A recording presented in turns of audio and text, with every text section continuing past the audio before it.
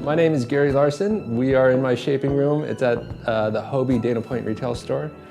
It's actually attached to the retail store, and if you can see here that, we have our board showroom right here, and customers can watch. You know what's funny? I did catch a couple kids that were trying to steal. I think it was a traction pad or something. They had their backpack, and the traction pads were back there, and I saw him trying to stick it into his backpack, and I'm just like, hey. So I started shaping at Infinity, like in '95, and so I learned everything from Steve Boehne, and shaped with them for about 10 years, and then moved to Hobie, and then I started with Hobie in 2005. It was like right around the fall of 2005. I remember because I had just started working for Hobie, and then it was like 2 months later, that's when Clark Foam shut down. So I got into shaping. I was ordering surfboards from Infinity, and became good friends with Steve and his two sons. Because their shaping room was at their store as well, I would go in and watch Steve shape my board, but then I would, like clean up the shop a little bit. He'd have me sweep, pay me $5 every room. I think he just noticed that I was always watching him, watching the steps on what was going on. And then my first board, I was probably 14, and I bought, Clark Foam used to sell second blanks for like $10. And I got this blank, I don't know, it was a little shortboard blank, but Steve just kind of said, just go for it, and like trying to mimic what he was doing. I probably spent 6 hours shaping this thing, and I looked at it, and it was just sitting on the racks, and I just looked at it, flipped it over, looked at it, and I just remember just going boom, and just breaking it in half. Just because it looks so bad. Steve had me fine sanding boards, so Steve would rough out a board and then give it to me, and then I would just sand it and get it to the point where it could be glassed. And then I did that for probably, 6 months or so, and then he slowly got me on the planer and learning how to plane, and then from there it just kind of turned into this. I think the window is super valuable, especially for our craft. For people, I think a lot of surfers don't even think about where how their surfboard got made. I'm sure because I was inspired just by seeing how a surfboard got made. So I'm sure there's other people that actually, this girl, Abba, that works in the retail store, that is super interested in shaping. Over the past month, she's been hanging out once a week and doing the same thing, taking notes, asking questions, and then I'll let her do a little bit and kind of show her, some techniques. And then actually, I think today she's gonna just try and shape an entire board. So yeah, and stuff like that, it's cool. It's just, because if you're an artistic person, and like she definitely is, it's an outlet. It's a way to, use your creativity and get that out of your system, So these are kind of the three, four, there's a spoke shape. Little hand planes that I use.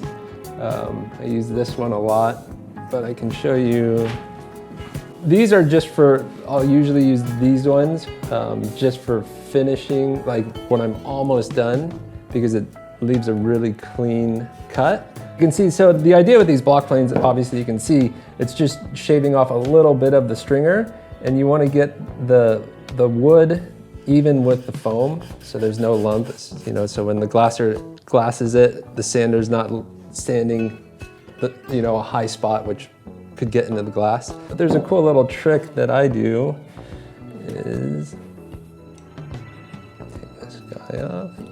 And I'm pretty sure Steve Boehne showed me this trick because he loves using tape. But if you can see, there's two pieces of tape on the outside, which what it does when you put the blade in, it's gonna lift the outside of the blade, and the center part of the blade is gonna drop. So the cutting surface is a lot narrower than the entire blade. And so that helps from scarring up the foam. You don't wanna be shaving the foam, you just wanna hit the wood, and then you can just bring the foam right back down in the stringer. And so that's one trick that I was, I probably learned it, 25 years ago, and it's been one of my best kept secrets. But because you do see a lot of boards, shapers that'll leave huge scars on the foam. But, and for us too, with Hobie, we're super concerned about quality. Like we, do our best to make sure it's at the highest quality. And that's one thing that I guess it would be something I look at often is the stringer when looking for quality, to make sure it's nice and clean. What's gonna slow you down shaping is fixing mistakes. So I'm pretty confident that I'm not gonna scar the foam, so it's just like, get the stringer down and then sand the foam and then you're done. I'd say like the most consistent wood would be cedar. But with cedar, redwood, like the dark wood, bass, you're gonna get good wood, the majority of the time out of all those, but it seems that cedar is the most consistent in having straight grains. Redwood recently has been more difficult to work with. I don't know if it's poor quality wood that's available, but you'll get some knots, which are a pain, or grain that's wavy. You can see even this, so I would even say like this isn't the best cedar. You can kind of see how the grain is really wide, especially here. And so that it slows the blade down, and it actually can make the blade skip a little bit. But that's one thing too, is I've always, and Terry taught me this, to always have really, really sharp blades. Again, because it's going to speed it up. If you have a dull blade, you're making more mistakes. It takes longer. So yeah, having a sharp blade all the time just improves production and quality for sure. How long will you stick with one blade in the hand? Yeah, it's a good question. It always depends on the quality of the wood. Like if I notice I have some bad wood, I'll change it after one board. But then if I'm consistently getting good wood, a blade could last 10 boards easily. Yeah, it all depends on the wood.